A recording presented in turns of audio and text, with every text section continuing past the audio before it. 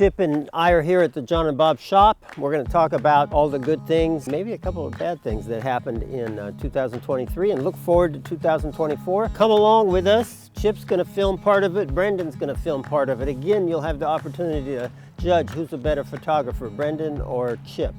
I'm John Valentino with John and Bob's, and we also have two other companies called Truxell and Valentino and Sierra Madre Nursery. And Chip Valentino is here. He helps me with all three of those companies. Many people say he's the brains of the operation, which I can't argue with.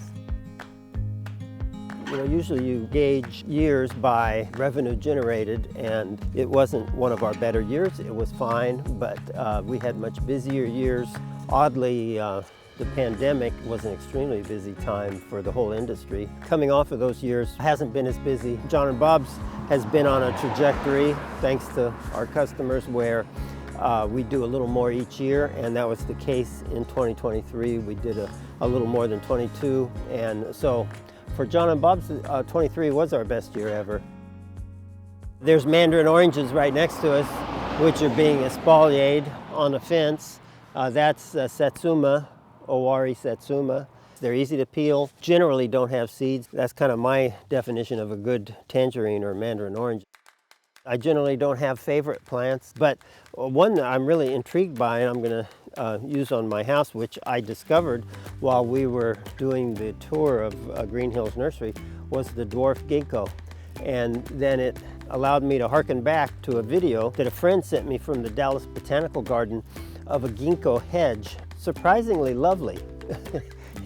It sounded terrible when I first heard about it. I thought, why would you want to make a ginkgo into a hedge? But it's really neat. That whole world of dwarf ginkgos is amazing to me. So in my new house, I'm going to use some dwarf ginkgos that get about 8 to 10 feet tall. Let's go, Chip.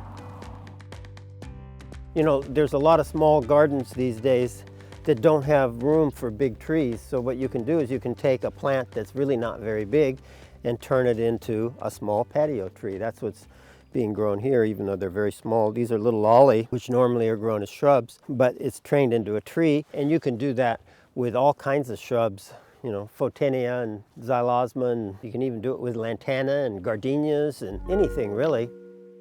So a lot of our work is for cities or hospitals. We did 2 jobs for cities that were interesting and unique. One was a little tot lot that was just a lawn in a neighborhood. Then they hired us to put in some play equipment and some walks, change the irrigation to drip, and so it's now a little tot lot playground. And then the other one was really pretty interesting, not necessarily tremendously attractive, but interesting in the way it was designed to meet a specific problem. The middle of this roundabout had already been landscaped twice over the last 5 years or so, and every time it got trampled by people walking through it, and a lot of homeless people would congregate there and move in and out, and just completely brutalize the landscape to where most of the plants would be dead most of the time. So they wanted to landscape it a third time, but come up with something that would be water efficient and wouldn't be trampled. So they came up with this design and they hired us to install it. On the outside, we used like a crushed granite, really big crushed granite, and set that to make it look like you don't want to go in there and it's hard to walk on. They also had problems with people driving it across it. So there's boulders now, there's a mound, that's to stop cars. While we were doing the job, a car went right across it and wiped out our cement retaining walls that we had just built. But we hadn't put in the boulders yet, and we hadn't put the mounds in yet. And then a new drip system with very, very water efficient plants. I mean, after a couple of years, you might even be able to turn off the irrigation system. On the City of Fresno job and the City of Visalia job, that's completely done with Maximize, Optimize, Nourish Biosol, and Penetrate Liquid Biotiller as the soil amendments. So those 2 jobs were interesting. Those were probably the biggest jobs that we did this year, and then we filled in with a lot of smaller stuff, some residential and some commercial. This is 15-gallon espaliered star jasmine. Wow, where's he going?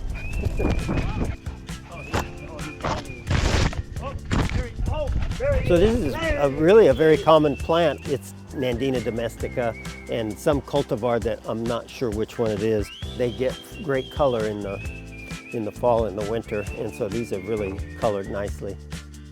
One that I really liked was the one with all of the olive trees that the owner said they wanted to copy the cover of that Restoration Hardware. And that's really a neat look with an immediate impact because we used the mature olives. Also, it's water conserving and low maintenance, easy to care for. Really a nice look and a huge improvement over what they had. I also like the one that we showed the small yard that we had done about 6 or 7 years ago, and we don't know why. Maybe you can help us figure out why, but that was our most watched video for the year. Why, oh why, oh why? Why did everyone watch that one? We don't know. Help us out. Let's figure it out and we'll make some more like that. John and Bob's has done great in terms of the YouTube channel, has added about another 10, 11,000 subscribers, but we need more, so please subscribe if you're not one, and we need more viewers, and we'll be doing different things in 2024 to try to build that even bigger, possibly with more postings, more information, and more demonstrations. Is this the one that... I think that's the one, but it's closed up. No. See, you ask the hard questions, Brendan. I gave you something to warm up. The best part of 2023 was being able to go to work every day. I enjoy it. I don't drag myself out of bed, but I jump out of bed. I'm eager pretty much almost for every day and enjoy most parts of it. I'm healthy and I'm working every day, and that's the best part. Nothing dramatic, but I'm pleased with it. Look who's coming up behind you. Oh, look at Chip! And Chip was right there with me. He didn't miss a day of work either. And he's filming today. Look at that. So we have sheep on a couple of acres, some Queensland puppies to make sure the coyotes don't eat the sheep, and they do a great job. Oh, that's a rescue dog that's, a couple of my guys rescued that dog, and they think they found a home for it.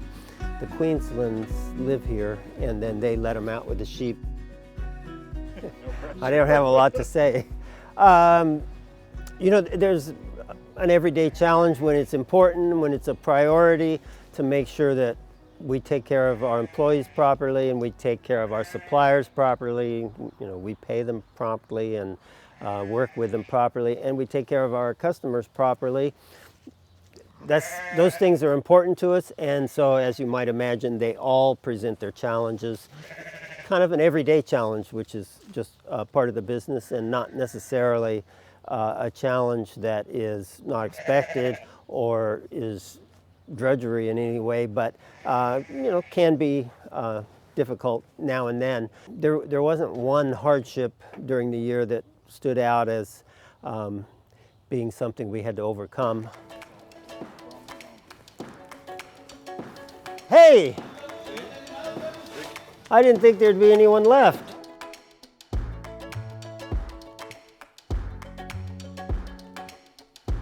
Let's see, I gotta join the party. One chicken, one dog. Chip, you want to join the party? Come on. Too many carnitas. So we're in our shop with some of our employees and Chip.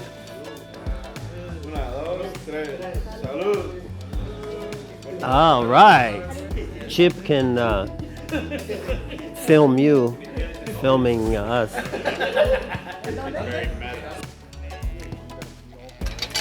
We started at 12 noon. Oh, really? Yeah. Okay, we're at Chip's Park. Every Saturday, Chip comes here with a couple of his friends and runs 220 feet. Well, Chip is supposed to run, but sometimes he just waits for treats. Our channel and our website is really about soil and about soil-based gardening, which is a sustainable form of gardening. And the amazing thing about it is, even though it's organic, and some people tend to think organic is more trouble and more expensive, in the case of gardening and landscaping, I think it's less trouble, more productive, and really a more user-friendly way to do it, because you're letting your soil solve all the gardening problems and feed all your plants better than what any chemical fertilizer could feed them. So it's safe for Chip and his friends and for all my grandkids and your kids, and it's the way we should be treating our outdoor environments, especially the ones we live in every day. So leave a comment for us telling us what videos you'd like to see in 2024. 2024, we plan on kind of charging into it. Even though January and February are usually slower months in terms of sales, we hope to make them very busy months in terms of planning and implementing. We've got some interesting things planned that I'm eager to have you see them and see how all of our viewers respond to them. So we're excited about 2024 and hope you will come along with us and ask all your friends to join in.